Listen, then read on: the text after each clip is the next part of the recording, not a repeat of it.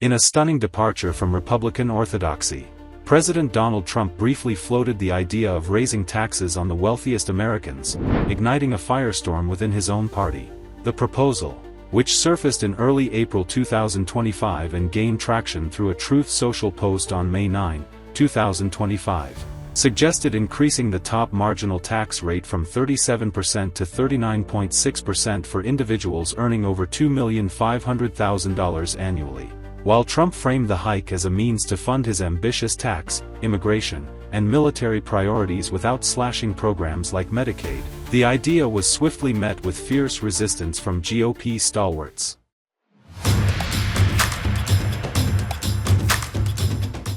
The notion of a tax increase on the wealthy first emerged in private discussions with Republican senators in early April 2025. According to a report by Semaphore, during a meeting with members of the Senate Budget Committee, Trump was questioned by Senator Lindsey Graham about raising taxes on high earners. Trump's response, that he'd be fine with the idea, sent shockwaves through the room, though attendees noted it lacked firm commitment. What we'll do is that, they'll go around saying, oh, this is so terrible. Would you do it? Is you're giving up something up top in order to make people in the middle income and the lower income brackets save more. So it's really a redistribution. The proposal gained public traction when Trump posted on Truth Social on May 9, stating he would graciously accept a tiny tax increase for the rich to support lower and middle income workers, but cautioned that Republicans probably would not do it due to political risks. Trump's rationale was pragmatic. A modest tax hike could generate revenue to offset the costs of extending his 2017 tax cuts, funding border security, and bolstering military spending without touching entitlement programs. However, his mixed messaging, supporting the hike while simultaneously warning against it, reflected the delicate tightrope he walked between populist rhetoric and party loyalty.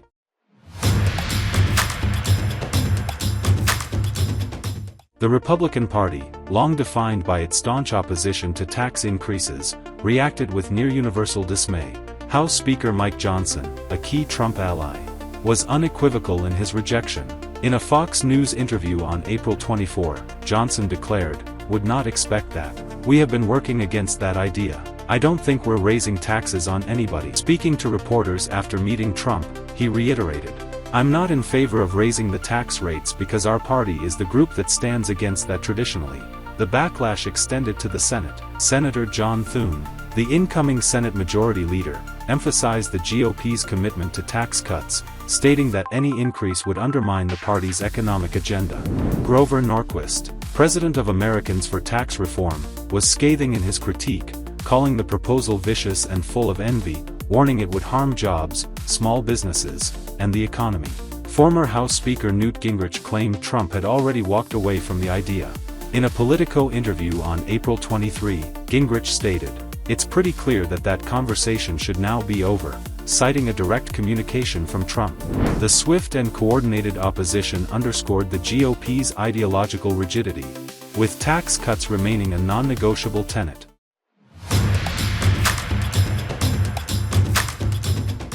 Despite the GOP's resistance, a surprising undercurrent of support emerged from populist figures within Trump's orbit. Steve Bannon endorsed the idea, stating, "House Speaker Mike Johnson needs to focus on actually cutting spending dramatically and raising taxes on the wealthy." Bannon's support framed the tax hike as a way to align the GOP with working-class voters and deflect Democratic accusations of favoring the elite. Oren Cass, founder of the conservative think tank American Compass, echoed this sentiment. He argued that extending Trump's 2017 tax cuts without raising revenue would be pathetic, embarrassing, and outright cheating.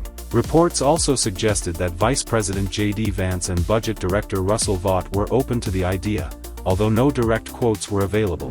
This populist faction viewed the tax hike as a strategic move to rebrand the GOP as the party of the working class, a narrative Trump has increasingly embraced.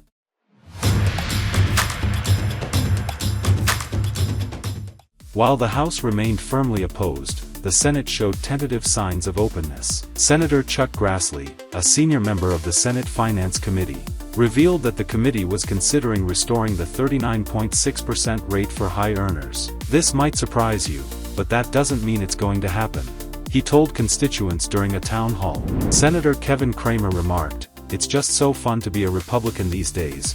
When you think about it, why do we worry so much about that?" Senator Mike Rounds also confirmed the tax hike was one of several scenarios under review, questioning whether it was truly a hike or simply the expiration of a temporary reduction. These cautious discussions indicated some willingness within the Senate to explore fiscal alternatives, though they lacked sufficient momentum to challenge the House's hardline stance.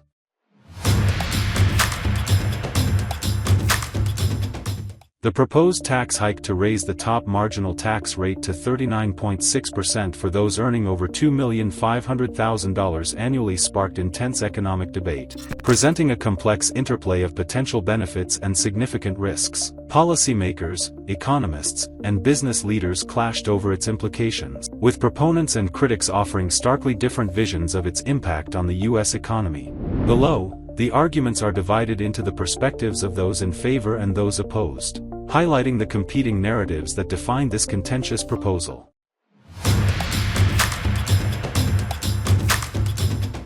Advocates of the tax hike argued that it could generate substantial revenue without burdening middle and lower-income households, providing a critical fiscal cushion for Trump's ambitious agenda. The Center for American Progress estimated that increasing the top rate to 39.6% could yield over $150 billion annually, enabling the extension of the 2017 tax cuts, strengthening border security, and expanding military expenditures while reducing the federal deficit. Progressive economists contended that the wealthiest Americans, with their vast financial resources, could absorb a modest 2.6 percentage point increase with minimal disruption to their consumption or investment patterns. They cited the economic prosperity of the 1990s under President Bill Clinton, when a similar top tax rate coincided with robust growth, as evidence of its viability. Beyond immediate revenue, supporters emphasized the hike's potential to stabilize the nation's fiscal trajectory.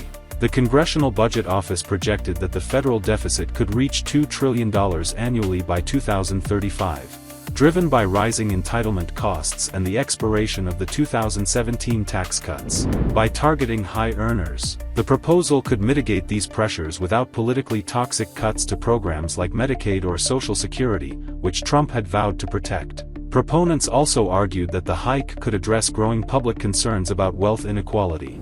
Polls in 2025 showed increasing voter support for taxing the ultra-rich to fund social and infrastructure programs, suggesting the proposal could align with shifting public sentiment and bolster economic fairness.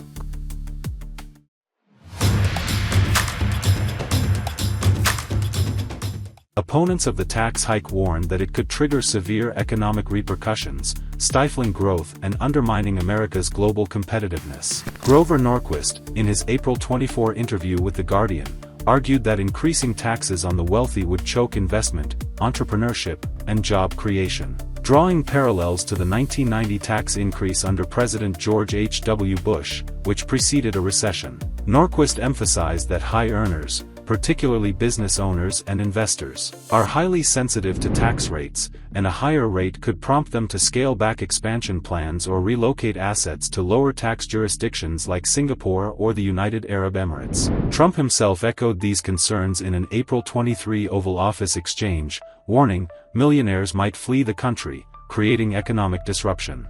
You know, in the old days they left states, they go from one state to the other. Now with transportation so quick and so easy, they leave countries. You lose a lot of money if you do that.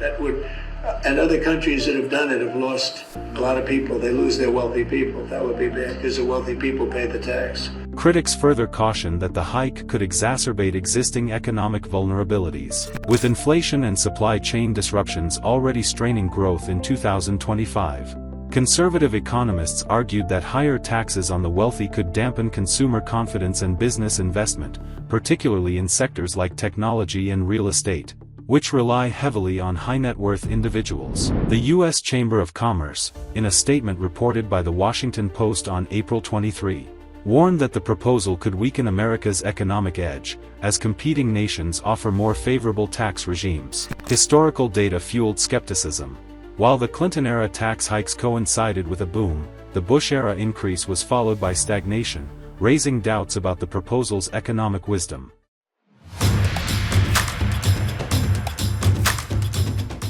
Both sides acknowledged that the tax hike's success would hinge on behavioral responses and structural factors, further complicating its economic impact. Critics highlighted the risk of tax avoidance, noting that high earners have access to sophisticated tax planning strategies, such as offshore accounts or tax-advantaged trusts, which could reduce projected revenue gains. The Tax Policy Center warned that these loopholes might undermine the $150 billion annual estimate, limiting the proposal's fiscal benefits. Additionally, opponents argued that the hike could reduce economic dynamism, as the wealthy might cut back on venture capital investments or charitable contributions, which often drive innovation and community development.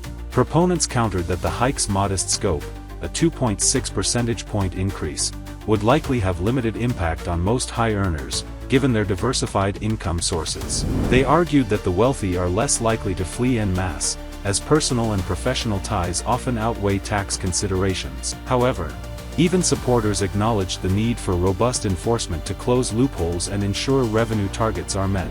The uncertainty surrounding these behavioral responses underscored the proposal's high stakes, as its economic fallout could either bolster fiscal stability or trigger unintended consequences.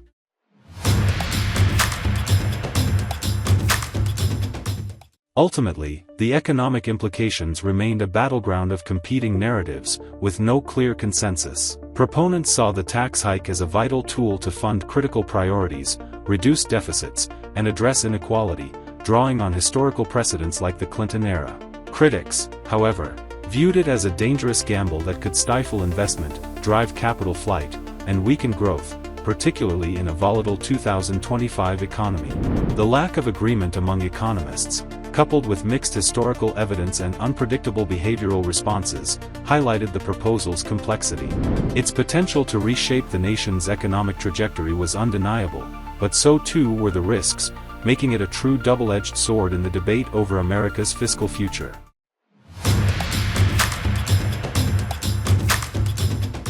Politically, the proposal was a risky gamble. It resonated with Trump's working-class base but risked alienating wealthy donors and conservative elites. Trump's reference to George H.W. Bush's broken tax pledge, "Read my lips," reflected an acute awareness of the political danger. Ultimately, Trump's message was hedged, supportive in tone, yet non-committal in substance. By conceding that Republicans probably would not do it, he signaled retreat in the face of party-wide opposition.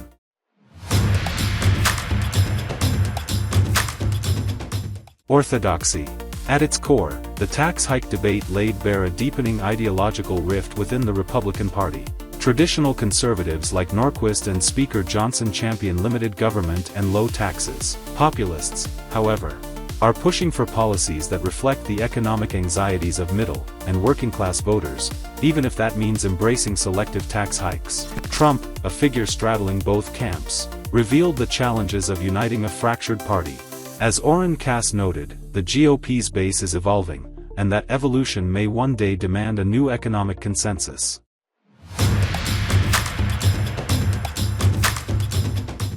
By May 10, 2025, Trump's tax hike proposal was effectively dead. Strong opposition from House Republicans and Trump's own wavering stance left it with no real path forward.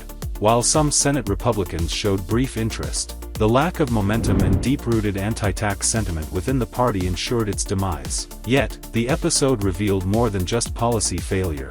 It exposed internal GOP divisions, highlighting the tension between traditional conservatives and rising populists. It also underscored the limits of Trump's influence over core party principles. As the GOP pushes to extend the 2017 tax cuts without raising revenue or cutting spending, the proposal's collapse serves as a warning. America's current fiscal path may be politically comfortable, but increasingly unsustainable.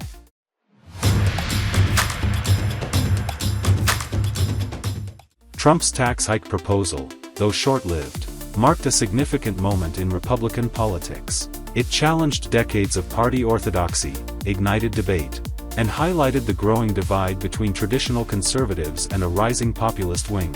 While its quick demise was expected, the idea's mere existence signaled shifting priorities within the GOP. More than just a passing controversy, the episode underscored tensions between Republican leadership and a base increasingly focused on inequality, national debt, and economic stagnation. Even if the proposal vanishes from the immediate agenda, its ripple effects may influence future debates and shape the party's direction. Whether Trump or future leaders revisit similar ideas will depend on evolving voter demands and economic pressures. The lines within the GOP are now clearly drawn, and the broader shift may only be beginning.